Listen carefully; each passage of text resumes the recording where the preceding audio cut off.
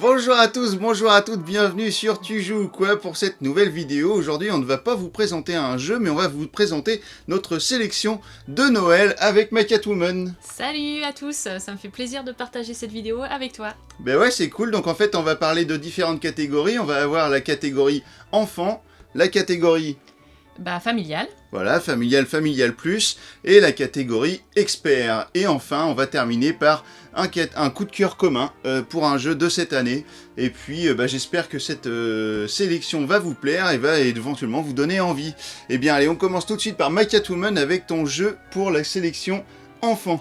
Alors moi, mon jeu pour la sélection enfant s'appelle Nom d'un renard. Alors, ce n'est pas une nouveauté, puisqu'il est sorti déjà en 2017. Mais Nom d'un renard, c'est un premier jeu d'enquête qui est vraiment super pour les petits loulous à partir de 5 ans. Voilà, il a quand même été nommé As d'or à Cannes en 2018. Donc c'est un premier jeu d'enquête qui a vraiment toute la bonne recette pour apprendre à enquêter. Donc en fait, il va falloir trouver le coupable puisque le renard a volé l'œuf d'or de la poule. Donc c'est la police qui mène l'enquête. Donc on va éliminer comme ça les renards au fur et à mesure avec plusieurs indices. Donc il va falloir aller à la pêche aux indices. Et ce qui est un truc très astucieux, puisqu'il y a il y a un petit scanner comme ça, où on met la petite carte, par exemple ici on veut savoir si notre voleur possède notre suspect, oui, a une écharpe. Oui, non, c'est le voleur, ceci dit. Bien oui. sûr. Ouais. On fait ça, hop, et on voit s'il y a un point vert. S'il y a un point vert, c'est que le voleur possède une écharpe. S'il ne l'a pas, c'est qu'il ne le possède pas. Donc on élimine comme ça au fur et à mesure les différents suspects jusqu'à trouver le coupable. Mais il faut réussir avant que le renard ne s'échappe. Voilà, donc c'est vraiment fun et c'est du collaboratif, donc pour un jeu d'enfant. Avec un petit peu de hasard, puisqu'en fait il va falloir lancer les dés et puis à chaque fois vous allez devoir soit avoir des papes qui vont définir le nombre de cases sur lesquelles on va avancer, soit des cases avec des faces de dés avec un œil qui vont correspondre au fait d'aller voir un suspect. Donc il faut que les 3 dés aient soit des pas, soit un œil. Et si on n'arrive pas à faire ça en 3 lancers, et ben à ce moment-là c'est le renard qui lui avancera de 3 cases sur sa route pour aller jusqu'au bout du chemin et s'échapper. Donc c'est vraiment très sympa à jouer en famille pour apprendre à enquêter et puis à collaborer. Donc voilà, mon coup de cœur. Ok, eh bien ouais, mon jeu enfant pour cette année, puisqu'en plus c'est un jeu de cette année, eh bien c'est Flying Goblin. Flying Goblin, c'est édité chez Yellow et c'est à partir de 8 ans pour des parties de 30 minutes. Vous avez pu voir déjà la vidéo sur la chaîne. Pourquoi j'ai choisi ce jeu ? Parce qu'en fait c'est très rigolo. C'est super fun, on s'amuse vraiment à catapulter les gobelins comme ça. Donc on a les petits gobelins un peu type ouvrier, et puis après on a les gobelins voleurs je crois, et puis il y a le gobelin capitaine. Voilà, puis on doit construire notre tour. Et on là, va vraiment la petite catapulter tour. Les personnages quoi, dans la boîte du milieu dans laquelle on obtient des trésors, soit des pièces, soit des diamants. C'est ça, et puis ce qui est très rigolo c'est sur la boîte, voilà, sur la boîte qui en elle-même est le jeu, puisqu'en fait vous allez avoir, là tout est dans les petits sacs parce que la boîte était rangée, mais vous allez avoir en fait une tour qui vient s'incruster ici, et là votre plateau de jeu c'est la boîte quoi, et partout autour vous avez des gobelins écrasés sur les murs, c'est super rigolo, les gobelins sont bons, sont gentils, voilà, enfin bref, c'est très rigolo, c'est plein de petits clins d'œil qui sont très sympas, donc pour moi, pour cette année, pour Noël, je vous conseille Flying Goblin. Ouais, c'est ultra ludique. Ouais, pour jouer avec vos enfants c'est super cool. Et on se retrouve tout de suite pour la section familiale et familiale plus qui sont dans la même catégorie. A tout de suite. On vous souhaite un joyeux Noël, on vous souhaite un joyeux Noël, on vous souhaite un joyeux Noël et une bonne année. De retour après ce fabuleux jingle, il était chouette celui-là, non ? Ouais. Ouais, super. C'est... Maintenant c'est la catégorie familiale et familiale plus, et je vais commencer peut-être puisque tu as commencé avec le jeu pour enfants, et vraiment c'est un jeu très récent pour le coup mais qui m'a énormément plu, je l'attendais beaucoup, puisque comme je vous l'ai dit dans la vidéo de présentation sur la chaîne, j'étais très fan du jeu vidéo à l'époque qui s'appelait Theme Park, et aujourd'hui ma sélection c'est Meeple Land. Meeple Land c'est un jeu absolument génialissime, je l'adore celui-là, j'ai envie tout le temps d'y jouer et de le sortir. Voilà, où en fait c'est un jeu de placement de tuiles, hein. Vous allez avoir des sous, hein. Vous allez gagner de l'argent au début du jeu, donc ce sera sous forme de subvention, que tous les joueurs auront la même subvention. À part, il y a un petit désavantage au début, suivant si on est le premier joueur, etc. On gagne 1 ou 2 dollars de plus, enfin voilà, bref, c'est pas ce qui va faire la partie, hein, mais ça donne un petit avantage.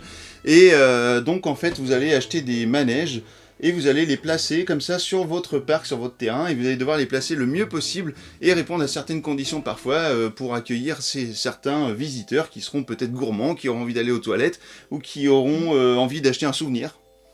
Et vous allez comme ça accueillir pendant 4 tours des visiteurs avec des bus, les visiteurs auront des couleurs, ces couleurs vous rapporteront plus ou moins de points. Et voilà, et puis ça, vous allez faire le meilleur parc du monde et vous allez vous éclater avec Meeple Land parce que c'est trop génial. C'est édité chez Blue Orange et c'est, je sais pas pour quel âge c'est pour les 10 ans et plus.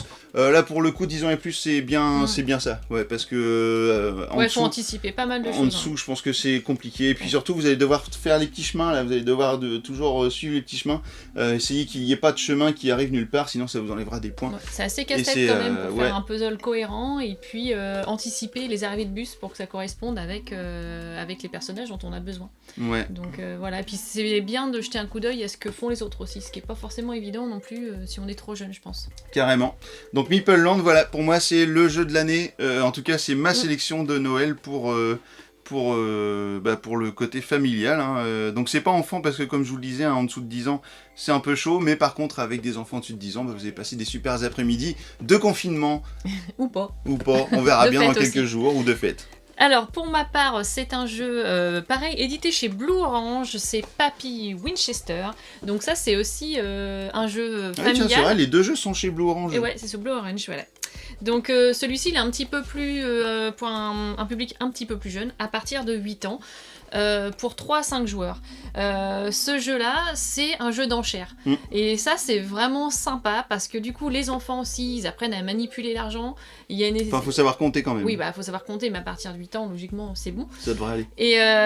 Et donc voilà, donc Papy Winchester nous a légué tout son domaine et il va falloir qu'on achète ses parcelles au plus offrant. Donc il y a vraiment un jeu entre les uns et les autres. Ça peut vite parfois partir en live. On s'excite comme ça et puis on dépense tout l'argent et derrière on peut plus rien faire pendant plusieurs tours. Donc c'est vraiment sympa, on a des objectifs personnels, des objectifs communs, et c'est pas forcément évident non plus de tout gérer. On sait d'avance qu'on pourra pas souvent remplir tous les objectifs, mais voilà, il faut essayer d'anticiper et de pas être trop gourmand non plus. Donc voilà. Oui. Donc ça apprend aussi un peu à manier l'argent, je pense, pour les plus jeunes. Et c'est surtout que il y a la foire d'empoigne entre les parents, les enfants, c'est assez rigolo. D'ailleurs, ça nous a permis de voir que contrairement à la vie réelle, en fait, notre fils était très économe dans le jeu. Et puis, oui, c'est vrai. Au final, cumuler les billets, on disait mais en fait t'achètes jamais rien. Et puis au final, il nous a mis une tôle. Ouais, sur la fin, je sais plus. Oui, on s'est fait piler à cause de ça. Donc, oui, parce que les sous non dépensés rapportent aussi. Alors que dans la vraie vie, en général, en fait, il a pas un radis, quoi. Donc, parce que dès qu'il a une pièce, il la dépense. Enfin bref, ça c'est la vraie vie. Donc voilà, Papy Winchester pour des parties endiablées, c'est plutôt cool aussi. Voilà, Papy Winchester, Meeple Land, tout ça, c'est des jeux qui sont disponibles, hein. Il y a pas de souci, il n'y a pas de rupture de stock a priori nulle part, c'est des jeux accessibles facilement. À bientôt, enfin pas bientôt, non, maintenant on passe à la catégorie expert. Experts quand même. Eh oui.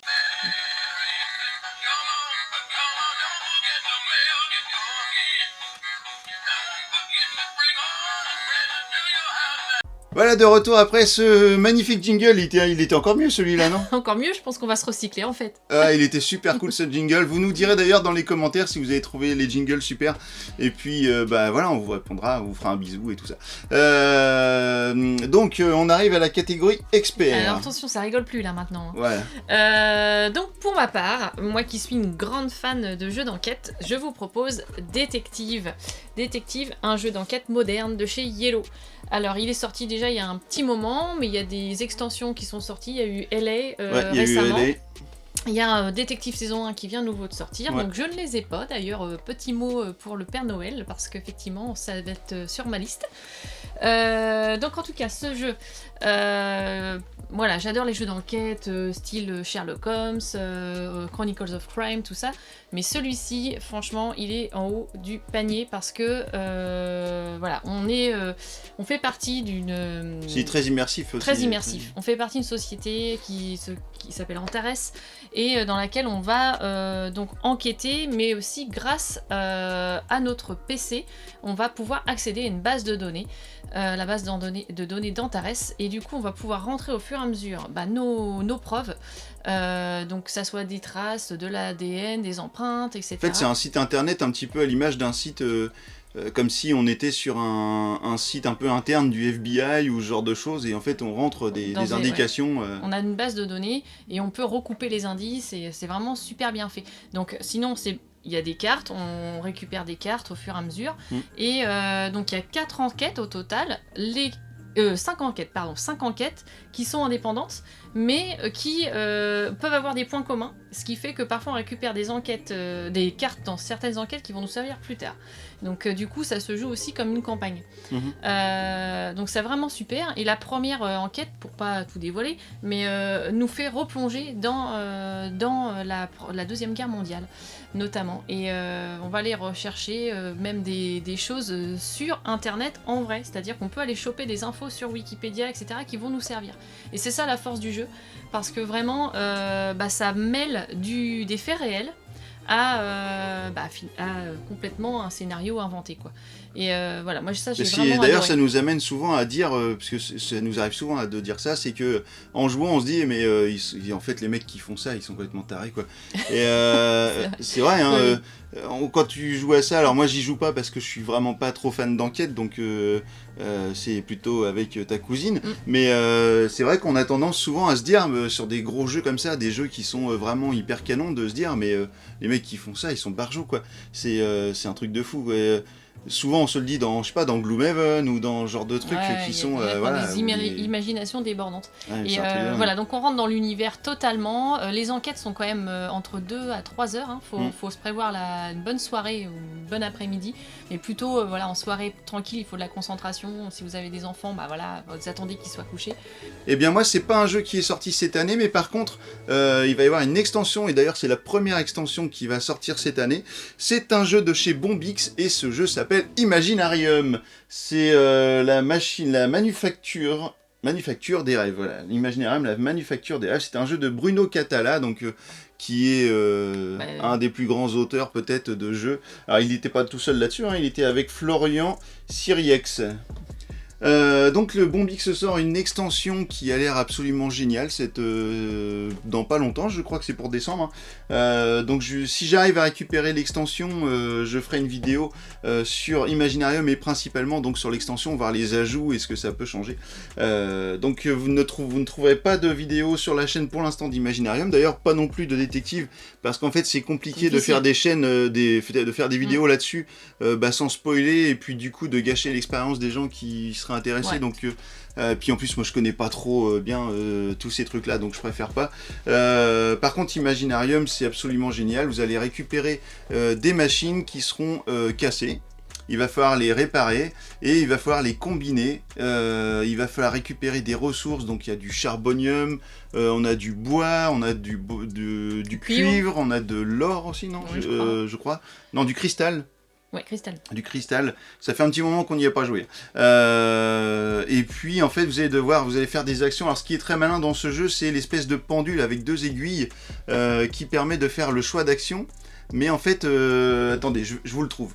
Voilà, de retour avec le petit accessoire. Donc en fait vous avez une petite pendule là. Alors les aiguilles sont fixes, hein, et vous allez avoir donc des actions qui seront disponibles ici.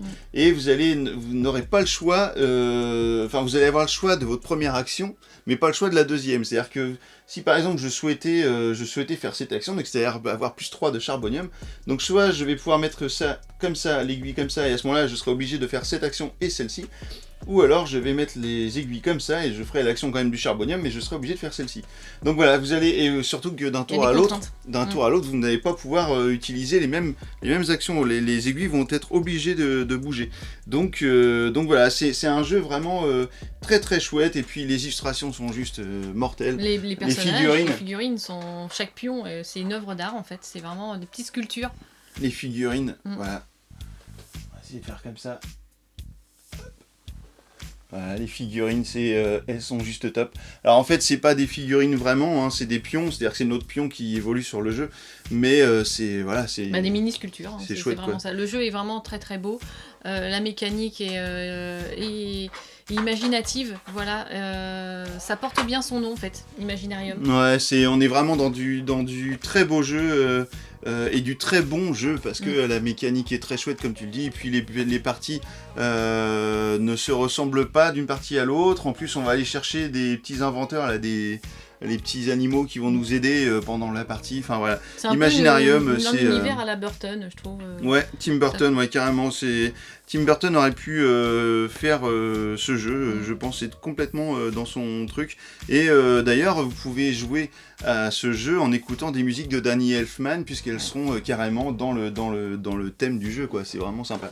Tout à Donc fait. voilà, il y avait plein de jeux chez nous Ouais. qu'on aurait pu faire en expert, parce que c'est vrai que moi c'est plutôt ma tasse de thé, ça, les jeux experts, mais il y en a des qui sont plus ou moins chers, et voilà, pour être à des tarifs un peu accessibles pour Noël, et ben j'ai choisi Imaginarium, et voilà, je vous le conseille fortement. On se retrouve tout de suite pour notre coup de cœur commun. C'est parti avec un troisième jingle magnifique. Jingle bells, jingle all the way. La la la la la la la la la la la la.